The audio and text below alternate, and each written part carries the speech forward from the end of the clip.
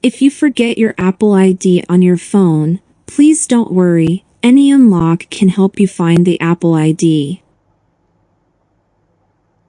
Hello, everyone, I'm the professional support from iMobi. Today, I will demonstrate how to find the Apple ID with AnyUnlock. First, please open AnyUnlock and click More Tools, then choose Find Apple ID mode to use the function.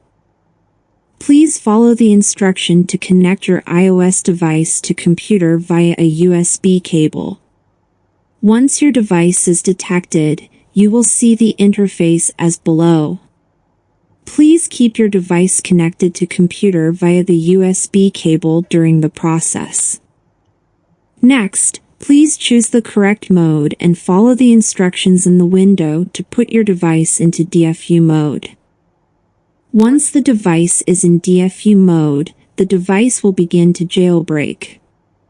The process of jailbreak is complex, so it may take some time. Please keep patient.